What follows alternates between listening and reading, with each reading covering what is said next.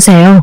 저는 나이 40에 늦은 결혼을 해서 행복하며 살 줄 알았지만 주식에 미친 남편을 만나게 되면서 3년간의 결혼 생활을 마무리했어요. 나름 제 커리어가 중요해서 열심히 일만 하다 보니 어느새 앞자리가 4가 되었더라고요. 제 주변 친구들은 결혼해서 아이도 낳고 나름 알콩달콩 사는 모습 보면서 부럽기도 하고 이번 생에 나는 결혼은 없는 건가 생각이 들었어요. 이런 제가 좀 안쓰러웠는지 친구들이 주변에 결혼 안 한 사람들을 소개해 주더라고요. 사실 아이는 둘째치고 이제는 안정적인 삶을 살고 싶은 마음이 있어서 저도 열심히 소개팅하며 사람을 만났었어요. 그러다 저보다 3살 많은 전 남편을 만나게 되었죠. 순박하게 생기기도 했고 저처럼 열심히 일만 하다가 홍기를 놓친 것 같은 기분이 들었어요. 생각보다 말도 잘 통해서 결혼을 하게 되면 이 사람이랑 해야겠다 생각이 들었어요. 저희가 적은 나이가 아니니 오랜 기간 연애를 하는 것보다는 짧게 만나더라도 결혼을 빨리 하는 게 좋을 것 같다고 하는데 저도 일정 부분은 동의를 했어요. 제가 이 사람을 만나지 않는다고 해서 더 좋은 사람을 만날 것이라는 확신도 없었고 그리고 이 사람을 놓치기도 아쉬웠거든요. 이렇게 만난 것도 인연이니 이왕 결혼할 거 조금 서두르는 것도 좋겠다 생각해서 양가 부모님 인사드리는 날짜 잡고 전체적인 일정을 서둘렀어요. 제가 늦게 결혼하는 편이긴 하지만 결혼식을 대충 어영부영 넘어가기는 싫었어요. 여태 일만 하느라 돈을 많이 모아놓기도 했어서 이왕 하는 거 하고 싶었던 거 다 하고 싶었거든요. 결혼을 하기 전에 먼저 서로의 재정 상태가 어떤지 확인하고 이후 웨딩 플랜을 짜는 게 좋을 것 같아서 제가 먼저 운을 띄웠어요. 자기, 우리 이제 부모님 인사도 드렸고 결혼식을 어디서 할 건지 집은 어디에다 구할 건지 얘기를 좀 하자. 응? 그렇지. 반응이 왜 그래? 혹시 생각해놓은 곳 있어? 아, 그런데 먼저 예산을 정해야 돼서 혹시 자기 얼마나 모았어? 꼭 얘기해야 되지. 그럼 당연하지. 우리가 곧 같이 살 텐데 각자 경제 상황은 공유해야지. 이제 식비도 같이 들고 적금도 같이 들 텐데. 왜? 많이 못 모았어? 예지야, 나는 사실 3천만 원 정도 모았어. 응? 왜? 왜 그 정도밖에 못 모았어? 자기 연봉 적은 편이 아니잖아. 우리 나이가 있는데 대체 왜? 사실 제가 결혼 전 한 1억 정도 모은 상태였거든요. 나이도 있고 연봉도 좀 받는 편이라서요. 근데 남자가 나이 40이 넘도록 3천만 원이라니 말이 되나요? 저는 심지어 집 보증금도 가지고 있어서 총 1억 8천만 원을 모은 상태였죠. 남편은 심지어 저보다 직장 생활을 더 오래 했고 연봉도 저보다 더 높은 곳을 다니는데도 모은 돈이 없어서 순간 놀랐어요. 그렇긴 한데 이것저것 재테크를 하다가 그렇게 됐어. 그리고 아무래도 내가 장남이니 부모님 도움 필요할 때마다 용통이 들인 것도 있고. 재테크? 어떻게 하고 있는데? 적금 들고 있는 거야? 생각보다 모은 게 많지 않아서 적금은 아닌 것 같은데? 그게 말이야. 요즘 다들 하는 주식이야. 내가 따로 투자하고 있는 곳이 있거든. 아직은 들쭉날쭉하지만 그래도 언젠가 뜰 회사니까 지금 기다리고 있는 중이야. 자기도 알지? 존버는 승리하는 거. 주식이라는 말을 듣는 순간 머리가 아찔해졌어요. 사실 주식 잘 되면 다행이지만 손해가 많이 발생하는 경우도 적지 않아서 이것 때문에 뉴스에 나오는 사람들도 많잖아요. 저는 좀 안정적이게 투자를 하기 때문에 주식이나 코인보다는 적금을 선호하거든요. 물론 적은 이자율 때문에 적금이 의미 없다는 사람들도 많았지만 그래도 원금에 손실이 없는데 주식은 원금 손실이 되는 경우가 많아서 걱정이 되었어요. 자기야, 혹시 어떤 거 투자하는지 봐도 돼? 그럼 여기 내역 보면 직접 확인하기 전까지는 주식으로 묶인 돈이 많아서 지금 사용할 수 있는 돈이 많지 않은 거구나 생각했어요. 제 회사 사람들 중에서도 주식으로 몇 억 갖고 있고 조금씩 팔아서 용돈하는 분들도 봤거든요. 그런데 그런 분들은 수익률이 높기도 했어서 예비 신랑도 당연히 그런 식으로 투자를 하고 있다고 생각했어요.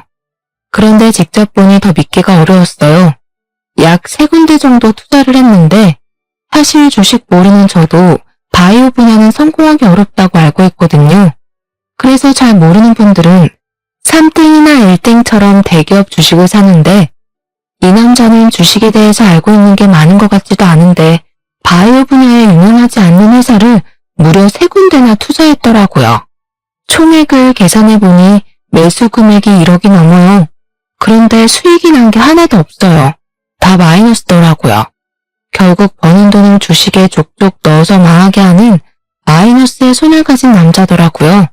나름 투자하는 감각이 있거나 했으면 금액의 정도를 조절해서 투자하라고 했겠지만 이건 뭐 넣는 족족 마이너스가 되는 것처럼 보이니 걱정이 앞섰어요. 지금 다 마이너스로 보이는데 그게 맞아?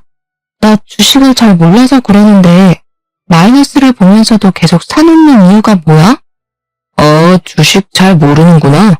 지금은 좀 하락세인데 곧 오를 거야. 주식은 원래 좀 떨어지기도 하고 오르기도 하고 그래. 그리고 주식은 발목에서 사서 머리 꼭대기에서 팔아야 되는 거야. 그래서 지금 떨어질 때 틈틈이 계속 사놓는 거고. 그래. 그럼 왜 여기 기업을 선택했는지 물어봐도 돼? 내가 아는 사람이 추천해줬는데 정말 믿을 수 있는 사람이라서 좀 금액 크게 넣어놨어. 그거 된다고 하더라고.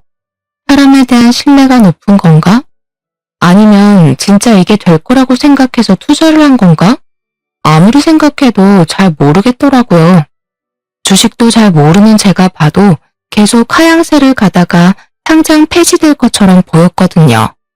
그리고 선택한 기준도 본인이 공부하고 알아봐서 선택한 게 아니라 그냥 누구의 추천으로 약 1억이 되는 돈을 넣어놨다니. 순간적으로 이 사람 참 답이 없다는 생각을 했어요. 미안한데 나는 주식하는 사람이랑은 결혼 못해. 내 주변에 주식 때문에 결국 빚만 생겨서 이혼한 사람들도 많이 있고 나도 이런 투자는 좀 불안해서 결혼하는 거 다시 생각해봐야 할 것 같아. 100만 원 단위도 아니고 거의 1억이 되는 돈을 다 잃었는데 당신 경제관념도 나는 좀 걱정돼서 우리 결혼하는 거 다시 생각해보자. 응? 왜? 요즘 주식 다 하지 않아? 안 하는 사람 이상한 거지. 나도 그냥 일개 개미일 뿐인데 여보, 너무 심각하게 생각하지 마. 그게 아니라 금액이 말이 안 되잖아. 마이너스 7천만 원이 말이 된다고 생각해? 그건 그거지만 항상 이렇지는 않아. 그리고 주식 때문에 결혼을 코앞에 두고 없는다는 게 말이 돼? 자기가 그렇게 말하면 나 이제 더 이상 안 할게. 나 주식 안 해도 돼. 그러니까 제발 결혼 없는다는 말은 하지 말아주라. 이미 잃어가는 게 눈앞에 보이는데도 못 끊는 사람인데 제가 끊으라고 그만할 것 같지가 않았거든요. 그래서 생각할 시간을 좀 갖자고 말하고 집에 왔네요. 부모님께도 말씀드려봤는데요. 근데 요즘 애들 중에서 주식 안 하는 애들이 없더라. 엄마도 그런 거 걱정되는데 빚내서 주식을 하는 것도 아니고 본인이 열심히 일해서 버는 돈으로 하는 거라면 괜찮지 않을까 싶어. 너도 마음에 들어했던 사람이니까 한번 곰곰이 생각해봐. 엄마는 이런 걸로 결혼까지 없는 거는 좀 아닌 것 같다고 생각된다. 엄마랑 얘기했는데 사실 저희 엄마가 공격적인 투자나 주식은 정말 하는 게 아니라고 많이 얘기해서 예비 신랑이 한다는 말만 들어도 펄쩍 뛰면서 결혼 말리실 줄 알았거든요. 그런데 생각보다 긍정적으로 말씀도 해주더라고요. 저도 생각해보니 요즘 코인이나 주식 안 하는 사람 거의 없기도 하고 본인도 안 하겠다고 이렇게 나오니 이건 고칠 수 있겠다며 긍정 회로를 돌렸네요. 그리고 정말 하루가 멀다 하고 연락하는 모습에 나름 감동을 받기도 해서 결국 결혼을 진행하게 되었어요. 진짜 약속하는 거야? 더 이상의 주식은 없어. 그리고 당신 월급도 이제 내가 관리할 테니까 그렇게 알아. 당연하지, 당연하지. 그럼 결혼하는 거다. 그렇게 결혼식을 마무리하고 경기도 근교에 전세로 대출을 받아서 생활을 시작했어요. 저는 아무래도 나이가 적지 않다 보니 아이는 없을 수도 있겠다 생각하면서 남편이랑 이곳저곳 여행도 많이 다니고 즐겁게 지냈어요. 그런데 한날은 갑자기 속도 안 좋고 몸이 가라앉으면서 처지길래 몸살이 왔나 생각이 들었어요. 그런데 순간적으로 임신이 아닐까라는 생각에 남편에게 부탁해 임신 테스트기를 받아 확인했더니 임신이 맞더라고요. 결혼하고 마음이 편해서 그런지 엄청 빨리 아기 천사가 찾아왔어요. 적은 나이가 아니라서 괜히 일하는 게 몸에 무리가 될 수도 있고 그러다 아이를 잃을 수도 있겠다는 생각이 들었어요. 사실 이번에 생긴 아이가 제 생애 마지막 아이가 될 수도 있으니 정말 놓치고 싶지 않았거든요. 그래서 출산 직전까지 일하는 육아휴직보다는 임신 초기에 퇴사를 해서 아이를 건강하게 출산하는 게 맞을 것 같았어요. 남편에게도 이런 제 생각을 말했죠. 여보, 내가 나이도 많고 노산이라 임신 준비하면서 일하기도 힘드니까 그냥 퇴사를 할까 생각하는데 자긴 어떻게 생각해? 자기 혼자 벌어도 둘이서 생활하는 데 문제가 없잖아.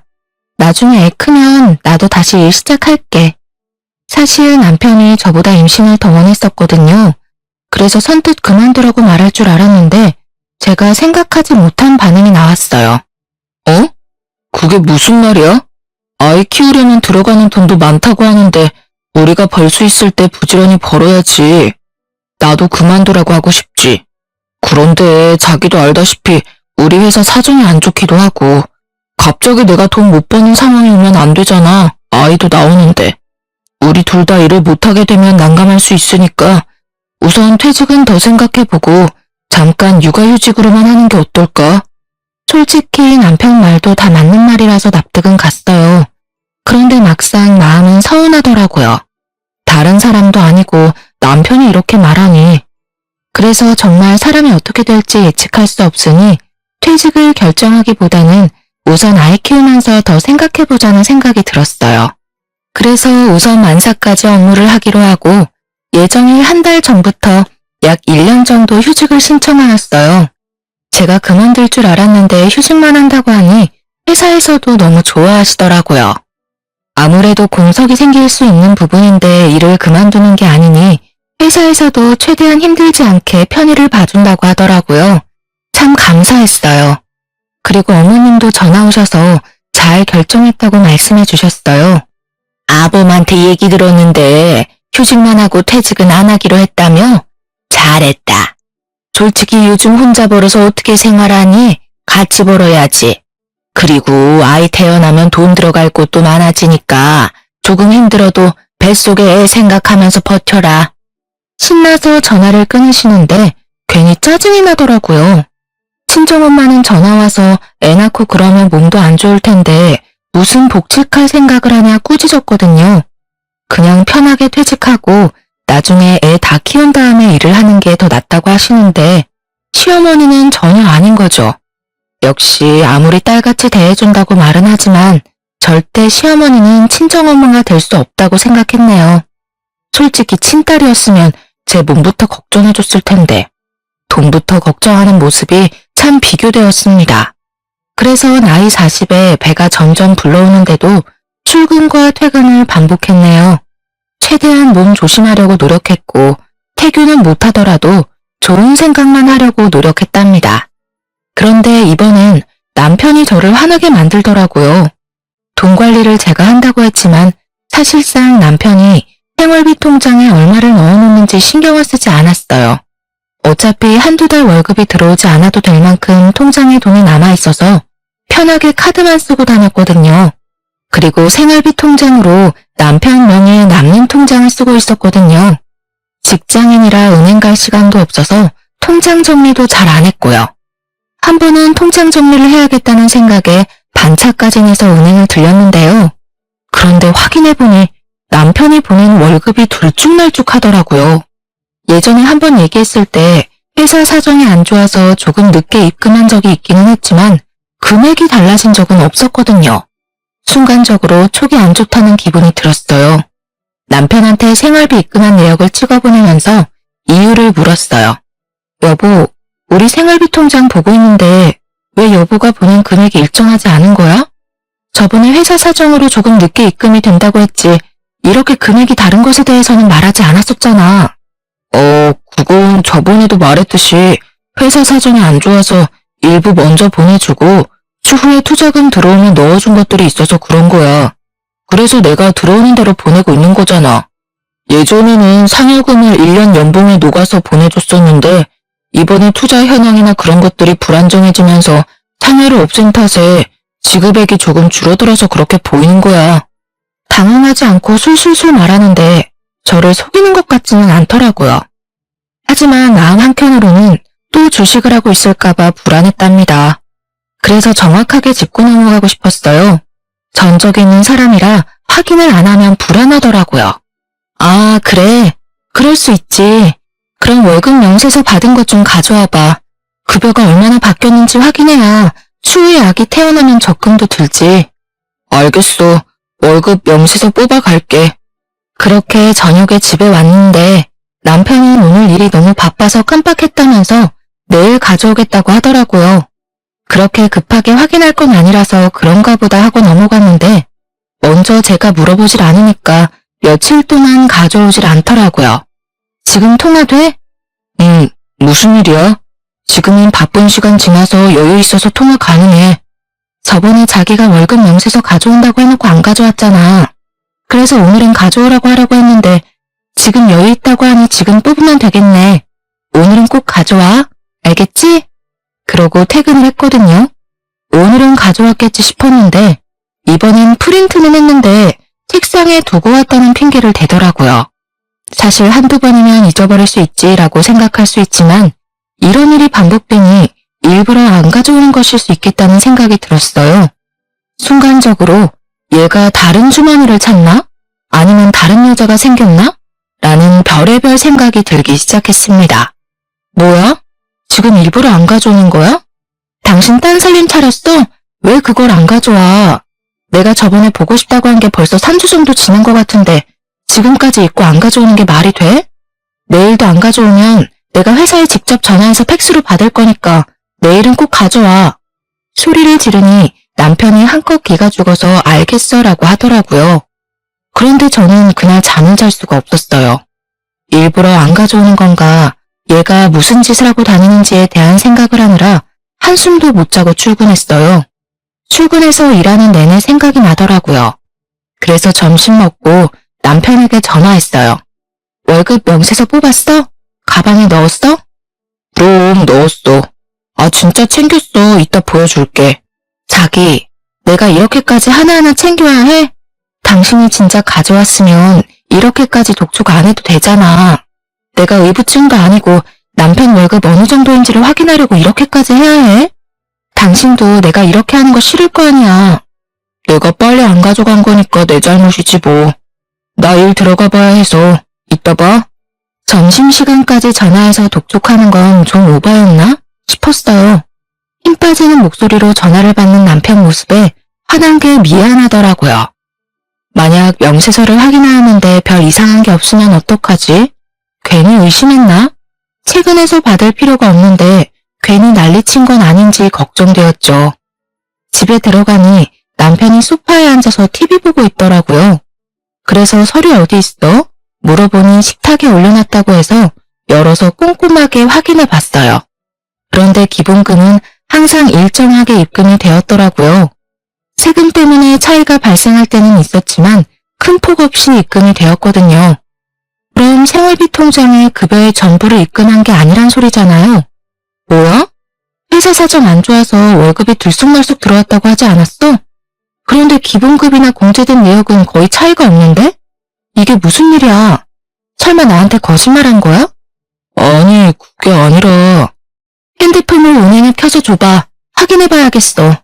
당신 또 나 몰래 주식하는 거 아니야? 제가 소리를 지르면서 화를 내니까 남편이 서둘러서 앱을 켜주더라고요. 그리고 제가 하나하나 확인해봤어요. 네, 주식을 다시 시작한 게 맞더라고요. 이 사람이 나랑 한 약속을 어떻게 생각하는 건지 너무 혼란스러웠어요. 그리고 몇 달만 한 게 아니라 거의 8, 9개월을 속였더라고요. 그렇게 넣은 돈도 벌써 5천만 원이 넘었어요. 그리고 제일 화가 난 사실은 저희가 곧 태어날 아이를 위해서 적금을 하나 들자고 했었거든요. 이왕 드는 거 이율이 좋은 곳으로 선택하자 해서 이것저것 비교해봤는데 남편이 주거래 은행으로 사용하고 있는 곳에서 우대 이유를 좀 많이 넣어줘서 남편 명의로 적금을 가입하는 게 더 이득이겠더라고요. 그래서 남편 통장으로 적금을 든 것도 있었는데 제가 여태 모은 금액을 더 넣어주기도 했었어요. 이왕 금리가 높은 곳에 많은 금액을 넣어두면 이자도 많이 발생하니까요. 그런데 그것까지 해약해서 주식 통장에 넣어서 쓰고 있었더라고요. 그리고 역시나 주식은 반토막이 나 있고요. 그걸 눈으로 확인하는데 화가 나는 것 이상으로 머리가 새하얗게 되는 기분을 느꼈어요. 열불을 내다가 시간이 흐르니 속에 찬물을 끼얹은 듯 차분해지더라고요. 당신 이게 뭐야? 우리 아이 적금까지 깨서 주식 통장에 넣은 거야? 나한테는 주식 안 한다고 했잖아. 지금 이게 뭐냐고. 당신 나랑 이혼하고 싶어? 그래서 지금 나 속이면서 주식하고 있는 거야? 아니야. 이혼은 무슨 말이야. 그런 게 아니라 뭐 내도 태어날 거고 당신도 퇴직하고 싶다고 하고 그래서 나도 불안한 마음에 주식을 다시 보게 된 거였어. 그리고 이번에 동기가 투자해서 거의 2배 이상 수익을 벌었대. 나도 그렇게 해서 당신한테 보내주면 당신이 좋아할 것 같아서 말을 안 한 거였지. 당신을 속이려고 한 게 아니라 서프라이즈로 놀래켜주고 싶었는데 생각만큼 수익이 안 나와서 말을 못 한 거야. 분명 그때 주식에서 손떼기로 약속했잖아. 그런데 어떻게 나를 속이고 주식을 다시 할 수가 있어? 심지어 우리 애기 적금까지 깨면서. 적금 깨는 것도 왜 말을 안 했어? 진짜 당신은 생각이란 게 없어? 나 더 이상 당신 못 믿겠어. 그냥 이혼하자. 여보, 제발 뱃속에 있는 우리 쑥쑥이 생각해서 조금만. 당신 지금 화 안 나게 생겼어? 당신이 지금 한 행동을 봐. 나랑 결혼하기 전에 약속한 것도 하나도 안 지키고 있는데 내가 당신을 어떻게 믿어? 그리고 적은 돈도 아니고 지금 5천만 원을 잃었는데 나는 컨디션 안 좋은데도 일하면서 돈 벌고 있는데 지금 당신이 다 날리고 있는 거잖아. 미안해. 내가 잘못했어. 진짜 내가 잘못했어. 남편은 무릎까지 꿇으면서 울기 시작했습니다. 지금 울고 싶은 사람이 누군데 갑자기 스트레스를 확 받으니 배가 뭉쳤어요. 통증이 심해져서 악소리를 내면서 주저앉고 말았어요. 그러니 남편이 깜짝 놀라서 저를 들쳐업고 응급실로 데려갔어요. 병원에 가서 확인해보니 순간적으로 놀라서 생긴 통증이라며 안정을 취하라 하시더라고요. 응급실에 누워있는데 배는 남산만 하지 남편은 옆에서 울고 있지. 이렇게 애도 생겼는데 진짜 어떻게 해야 될지 답이 안 나오더라고요. 절망적인 생각에 눈물만 흘렸습니다. 나름 열심히 산다고 산 것 같은데 남편은 계속 주식하면서 모은 돈 다 날리고 있고 뻔뻔하게 거짓말까지 해가면서 주식이 하고 싶을까요? 속이 터져나가는 와중에도 앞으로 어떻게 해결해 나가야 될지 고민했답니다. 며칠 동안 한숨만 푹푹 내뱉었는데요. 한 번은 직장 동료가 그러더라고요. 제 친구도 지금 남편 잘못 만났다면서 맨날 힘들어해요. 주식에 한 번 빠지면 나올 수가 없나 봐요. 친구도 주식에 주자도 모르는 남편이 주식이랑 코인까지 손댔다는 얘기 듣고 바로 팀장님 생각났잖아요. 다른 사람들도 그렇게 산다고 하니 한편으로는 나만 이렇게 힘들게 사는 게 아니구나. 내 남편 혼자 삽질하는 건 아니구나 라는 위안을 받아버렸죠. 만삭이라 이혼하기도 어렵고 남편도 진짜 다시는 안 한다고 해서 각서 받고 월급 받는 계좌를 아예 제 통장으로 하는 걸로 상황을 마무리했네요. 그런데 제가 이때 스트레스를 너무 많이 받았던지 간헐적으로 배가 계속 아프더라고요. 그러다 주말에 갑자기 하혈을 하기 시작해서 병원에 갔는데 아이가 유산이 되었다 하시더라고요. 그 말을 듣는데 순간적으로 벙친 기분이 들면서 현실감이 느껴지지 않았어요. 사실 뱃속의 아이 때문에 이혼을 망설인 것도 있었는데 스트레스를 너무 많이 받아서 아이까지 유산되니 이제 저도 이판사판이라는 마음이 들었죠. 일단 몸부터 추스렸고 이후에 남편한테 이혼하자고 말을 꺼냈어요. 나 아이 유산되고 곰곰이 생각해봤는데 더 이상 당신이랑 살고 싶지가 않아. 맨날 이렇게 돈 어디다 썼는지 궁금해하는 것도 힘들고 모은 돈 또 얼마나 날렸을지 전전긍긍하면서 사는 것도 막막해. 애도 없을 때 정리하자. 당신 지금 갑자기 이런 일이 생겨서 충격받아서 그런 거야. 내가 더 잘할게. 그리고 다시는 진짜 이런 일 없을 거야. 제발 나 좀 믿어줘. 자기, 나랑 결혼할 때도 이 얘기 했었어. 그때 내가 주식할 거면 결혼하지 말자고 했는데 당신이 안 한다고 얘기했잖아. 그리고 나는 늦은 나이에 아이 가져서 힘든데도 불구하고 회사 다니면서 조금이라도 우리 생활에 도움이 되기 위해서 일했어. 근데 그러면 뭐해?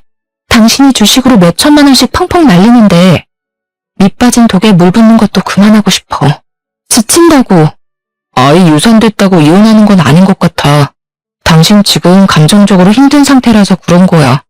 아무리 힘들어도 나중에 후회될 말하고 그러는 거 아니야. 화가 머리끝까지 차올랐고 남편 얼굴에 꼴도 보기 싫더라고요. 왜 이혼 사유 중에 가장 큰 이유가 돈 문제라고 하잖아요. 돈을 못 벌어서 싸운다고 생각했는데 못 모아서 싸울 수도 있겠다 싶었네요. 모을 수가 없잖아요. 쓰는 족족 주식에 처박아 버리는데. 남편을 믿지 못하고 속을 비우기 시작했습니다.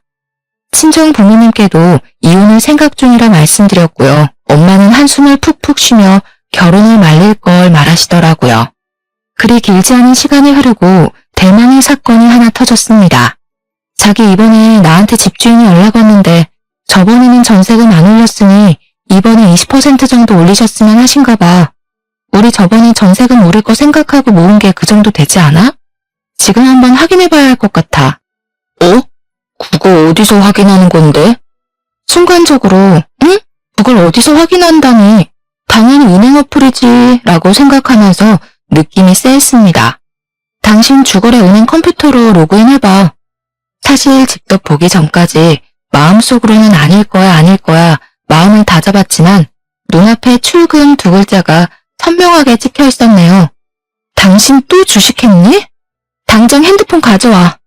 핸드폰으로 투자한 주식 현황을 보는데 다행히도 지금 상태로는 투자한 것 이상 현금화할 수 있겠더라고요.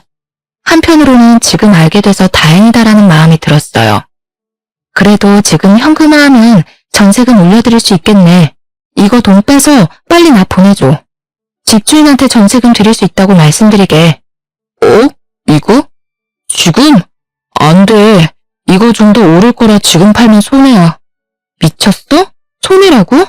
우리 당장 전세금 못 올려주면 어디서 살 건데, 지금 집이 중요하지 이후에 돈 더 오를 게 중요해?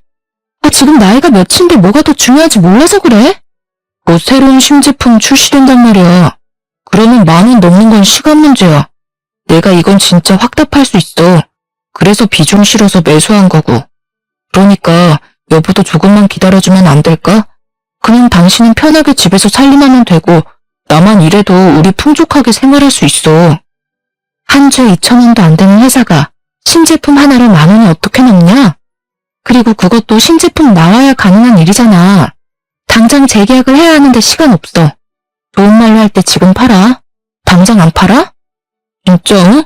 여보 제발 진짜 조금만 몇 주만이라도 기다려주라. 응?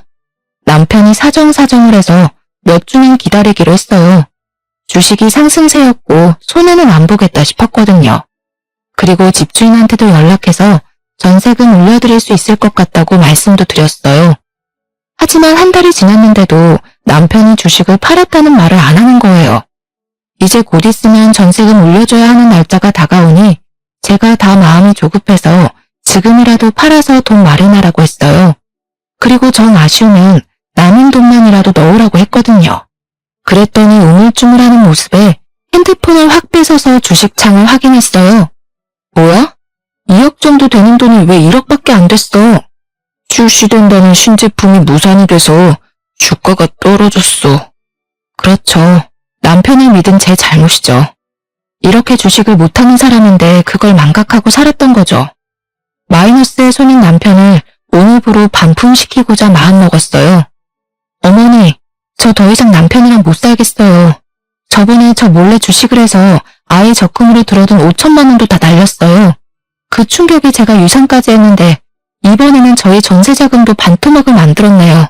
전 이 사람이랑 더 이상 못 살겠으니 데려가세요. 그래도 무슨 이혼이니? 그리고 우리 아들이 다른 여자랑 살림을 차린 것도 아니고 그렇다고 돈을 안 가져다 준 것도 아닌데 무슨 이혼이니? 우리 아들도 잘 살고 싶은 마음에 그 주식인가 뭔가 했겠지. 유산은 그게 원인이 아니라 네가 나이가 많아서 그런 거야. 솔직히 나이 40에 임신했는데 유산 안 되는 게 신기하지. 암튼 우리 아들 탓하지 말아라 이 말이다. 네? 어머님 그게 무슨 말씀이세요? 그럼 유산된 게 제 탓이라는 말씀이세요? 남자들이야 나이가 많아도 임신하거나 하는데 문제가 없지만 여자들은 아니잖니. 아무래도 너가 나이가 많으니 좀 더 조심했어야 하는 거 아닌가 싶다. 그리고 내 아들이 다른 것도 아니고 아이 생기면서 책임감도 생기고 부담을 느끼면서 그렇게 선택한 것 같은데 그런 걸로 가장을 몰아세워서야 되겠니? 그리고 저번부터 생각한 건데 너가 너무 기가 세서 우리 애가 기를 못 펴는 거야. 아, 그럼 제가 기가 세서 남편 기도 못 피게 했고 나이도 많아서 아이도 잃고 전부 제 탓이란 말이네요? 뭐 꼭 그렇다고 말하기보다는 너도 원인이 없지는 않다고 하는 말이지. 다 우리 아들 잘못이라고 보기는 어렵다 말이지. 어머님 정말 실망해요. 어머님은 여자라 아시잖아요. 유산이 여자 몸이 얼마나 안 좋은지. 그리고 저 아이 지키고 싶어서 회사도 그만두고 싶었는데 어머님도 남편도 돈 벌어야 한다고 떠밀어서 저 몸 안 좋아도 꾸역꾸역 일하러 나갔어요. 그런데 그렇게 벌면 뭐예요? 남편이란 사람이 다 날리고 있는데 이렇게 무책임한 남자랑 저는 더 이상 못 살아요. 아들도 너랑 잘 살아보고 싶어서 그렇게 한 거래도 가만 보니 너는 말을 참 섭섭하게 하는구나. 나이를 그렇게 먹어놓고 왜 그렇게 인정머리가 없니? 너는 부모님한테 어른들을 이렇게 대하라고 배웠어? 저희 부모님은 주식하는 남자랑은 상종도 하지 말라고 하셨어요. 그런데 남편 성실하고 더 이상 주식 안 한다고 저랑 약속도 해서 믿고 결혼한 건데 벌써 주식으로 사고를 몇 번이나 쳤는지 몰라요. 그리고 저한테 걸려서 이렇게 된 거지. 만약 제가 몰랐으면 돈도 더 많이 잃었을 거라고요. 제가 일방적으로 전화를 끊었어요. 화가 너무 나서 계속 씩씩거리게 되더라고요. 그리고 저녁에 남편이랑 어머님이 같이 집에 들어왔어요. 멀리서도 화난 게 눈에 보이더라고요. 너는 어른한테 그렇게 하라고 배웠니? 무슨 어른이 아직 말도 안 끝났는데 일방적으로 전화를 끊을 수가 있어? 어머님, 제가 왜 그런 말을 듣고 있어야 해요? 당신, 어머님이 나한테 우리 아이 유산한 게 내가 나이가 많아서 그렇다고 하시더라. 당신도 그렇게 생각해? 사실 이렇게 물어보면 아니라고 얘기를 하던가 어머님께 무슨 말이라도 해줄 줄 알았어요. 그런데 멀뚱멀뚱 서 있더라고요. 당신 뭐야?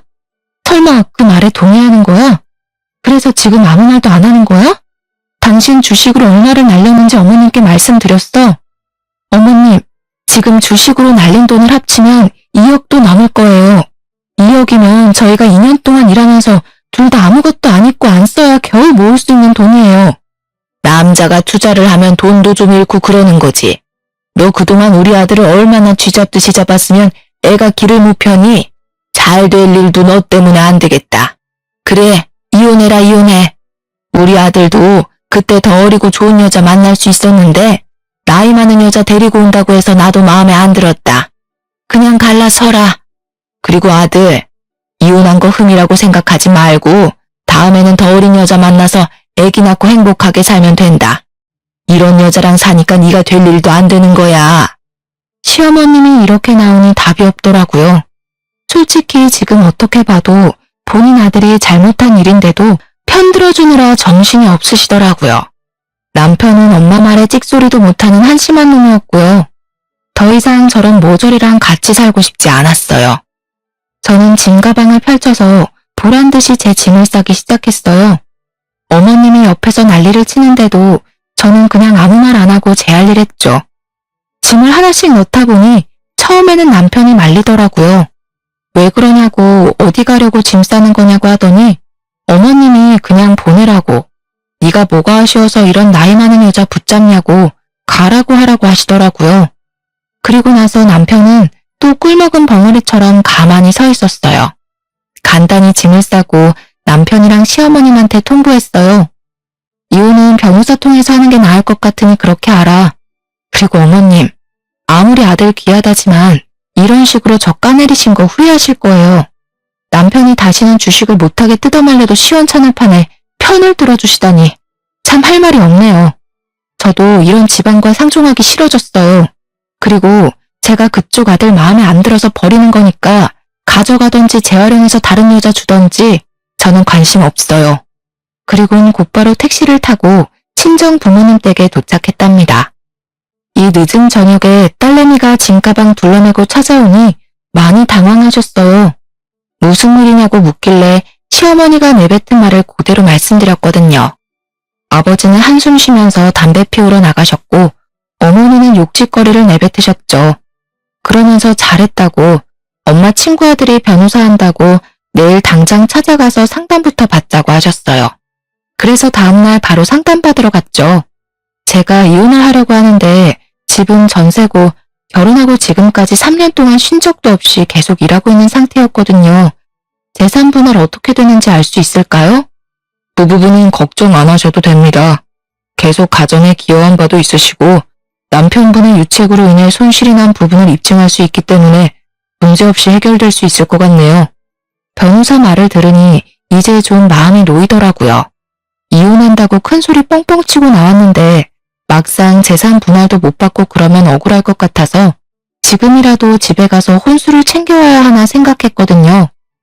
그런데 다행히 계속 일한 것들도 확인할 수 있고 그래서 재산 분할도 문제없이 될 것이라고 말씀해 주셨어요. 한시름 놓았다 생각하면서 엄마랑 같이 카페에 앉아서 쉬고 있었어요. 그런데 엄마가 너 전화 온다고 하더라고요. 남편이었어요. 전화 받기가 싫어서 그냥 냅두니 문자로 계속 본인이 잘못했다고 반성한다고 이번에는 진짜 잘할 거라고 여러 통이 날아오더라고요. 그리고 나서 또 전화벨이 울렸어요.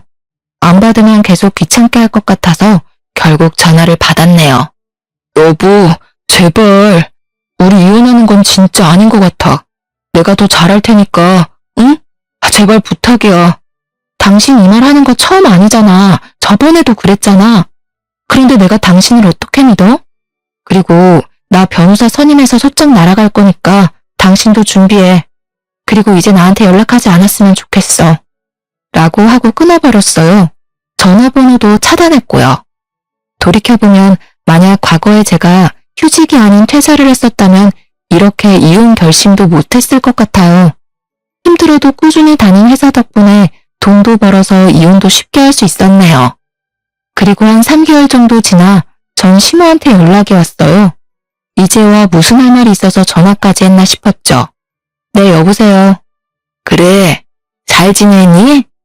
이제 와서 왜 잘 지내는지 물어보는 것도 당황스러웠어요. 내 안부 물어보려고 전화한 건 아닌 것 같아서 그냥 단도직입적으로 물어봤어요. 네, 사고 치는 사람이 없으니 마음이 너무 편해서 요즘 잘 지내고 있어요. 무슨 일 있으신가요? 저한테 전화하실 이유가 없으신 것 같아서요.